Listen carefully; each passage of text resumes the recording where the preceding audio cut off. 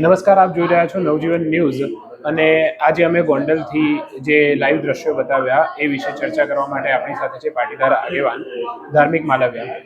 ધાર્મિકભાઈ, સૌથી પહેલો પ્રશ્ન આપણે એ પૂછવાનો કે જ્યારે તમે ગોંડલની અંદર એન્ટર થયા એ વખતે સૌથી પહેલો હુમલો જ્યાં સુધી અમને ખ્યાલ છે ત્યાં સુધી તમારી ગાડી ઉપર થયો હતો, તો એ ઘટના એક્ઝેક્ટ શું હતી અને એ પછી તમે કેવી રીતે આગળ વધ્યા?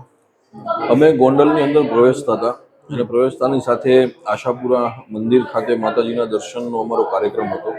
એ દરમિયાન મંદિરથી 300-400 મીટરના અંતરે આગળ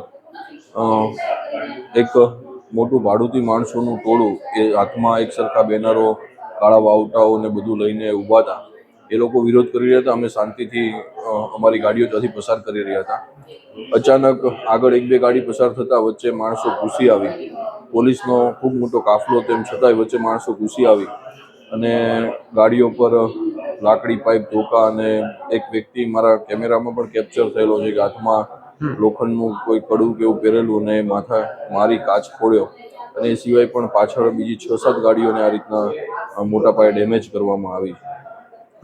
જી, તમે જે વાત કરી કે આ ભાડુતી માણસ હતા, તમે જ્યારે ત્યાંથી નીકળ્યા અને કાગવડ પહોંચ્યા ત્યાં સુધીમાં જયરાજસિંહે પણ એક પ્રેસ કોન્ફરન્સ કરી છે અને એમનો એવો આક્ષેપ છે કે તમે જે અત્યારે અહીંયા આગળ જ્ઞાતિવાદની માનસિકતા ધરાવો છો અને તમે ભાડુતી માણસ લઈને આવ્યા છો, એવો એમનો એક આક્ષેપ છે.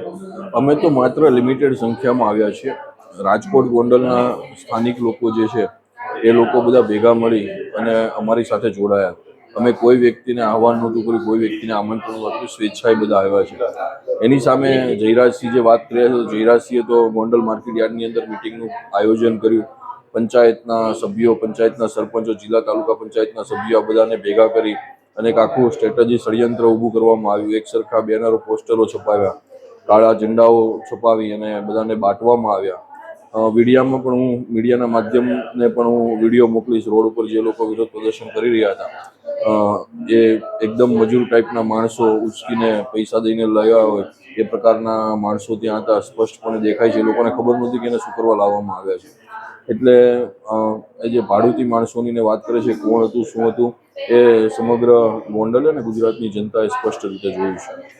તમારી ઉપર જે ગાડી ઉપર હુમલો કરવામાં આવ્યો એને લઈને તમે એફઆઈઆર કરી છે કે કરવાના છો?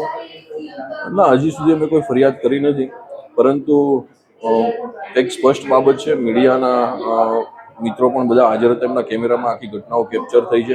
સાથે સાથે કોન્સ્ટેબલથી લઈ અને ડીવાયએસપી, એસપી કક્ષાના આઈપીએસ અધિકારીઓ સુધીનો કાફલો આ સમગ્ર ઘટનાનો સાક્ષી છે. ત્યારે ગુજરાતની અંદર આ રીતના જાહેરમાં કાયદા વ્યવસ્થાની પરિસ્થિતિ બગડતી હોય અને આવા અસામાજિક તત્વો બેફામ બનતા હોય તો મારું સ્પષ્ટપણે એવું માનવું છે કે પોલીસ તંત્રના અધિકારીઓ એ બાબતે પોતાનું સ્ટેન્ડ ક્લિયર કરી અને આમાં આગળ કાર્યવાહી કરવી કે ન કરવી એ એમણે નક્કી કરવું જોઈએ. આ એક ગણેશ ગોંડલની ચેલેન્જ હતી કે તમે ગોંડલ આવો, અમે તમારું સ્વાગત કરીશું ને તમારા જે કંઈ પણ પ્રશ્ન હોય એ અમારી પાસે લઈને આવો. તો આ એમની ચેલેન્જને લઈને તો તમે આવી ગયા અત્યારે, પણ હવે પછીની શું રણનીતિ રહેશે? શું તમે હવે ફરીવાર ગોંડલ આવવાનો બીજો કોઈ આયોજન કે એવું કંઈ કરશો નજીકના સમયમાં?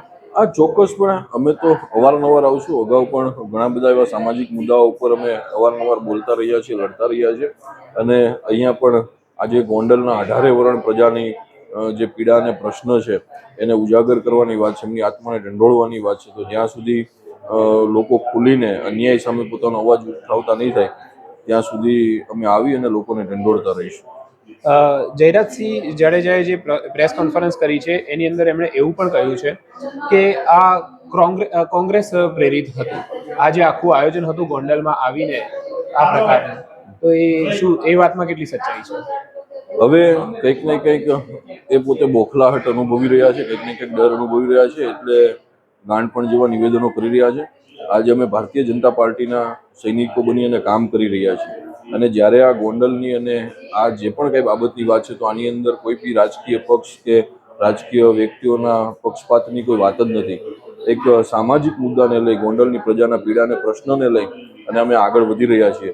ત્યારે આ પ્રકારની ભાજપ, કોંગ્રેસની કે રાજકીય કોઈ પણ બાબતની વાત કરવી એ કંઈક ને કંઈક એમનો ડર ને બોખલાહટ સ્પષ્ટ છે. કંઈક ને કંઈક એમને એવું લાગી રહ્યું છે કે પોતે સત્તાથી આવનારા સમયમાં વિમુખ થશે. એટલે આની આગળ પણ તમે જોયું કે ગણેશે જે પ્રકારની વાત કરી એ પણ એના ગાંડપણમાં કરીને આજે એના પિતા પણ કંઈક ગાંડપણ તરફ આગળ વધી રહ્યા એવું મને લાગે છે. તમે જે વાત કરી કે તમે ભાજપના સૈનિક તરીકે જ કામગીરી કરી રહ્યા છો અત્યારે, તો ક્યાંક એવું કહી શકાય કે ભાજપમાં જ અત્યારે બે ભાગ પડી રહ્યા છે? બિલકુલ નહીં, બિલકુલ નહીં. ભારતીય જનતા પાર્ટીની કામગીરી કે માનસિકતા ક્યારેય પ્રજા વિરોધી કે પ્રજાને દબાવવાની રહી જ નથી. અને ગોંડલની અંદર જે પણ કંઈ થઈ રહ્યું છે એ પ્રકારની પ્રવૃત્તિ છે એને લઈને અમે અવાજ ઉઠાવી રહ્યા છીએ. આમાં પાર્ટીને કે પક્ષને કોઈ લેવા દેવા જ નથી. એટલે પાર્ટીમાં કામગીરીના કે ભાગલાની કે એવી કોઈ વાતને કોઈ અવકાશ કે સ્થાન જ નથી. જયરાજસિંહ જાડેજાએ પ્રેસ કોન્ફરન્સમાં એવું પણ કહ્યું છે કે હું આ વિષય ઉપર હાઈકમાન્ડ સાથે વાત કરીશ. કરવી જોઈએ, ચોક્કસપણે. હાઈકમાન્ડને પણ સત્ય હકીકત શું છે ખબર પડશે. આજે સમગ્ર મીડિયાએ ગોંડલ અને ગુજરાતની જનતાએ જોયું છે અને જરૂર પડશે તો એ હાઈકમાન્ડને શું રજૂઆત કરે અમે પણ કરીશું. હાઈકમાન્ડને પણ એમની પાસે ઘણા બધા સ્ત્રોત અને બધું છે, એ પણ સત્ય હકીકત શું છે એ જાણશે. ઓકે, તો આપણી સાથે હતા ધાર્મિક માલવિયા કે જેમણે આજે જે ગોંડલમાં જે એમની રેલીનું આયોજન હતું, જે ગોંડલના દર્શને આવ્યા હતા, ફરવા આવ્યા હતા, એમની સાથે જે કંઈ પણ ઘટના બની એની વાત કરી છે. હવે આપણે આ વિષય ઉપર વાત કરીશું જિગીશા પટેલ સાથે.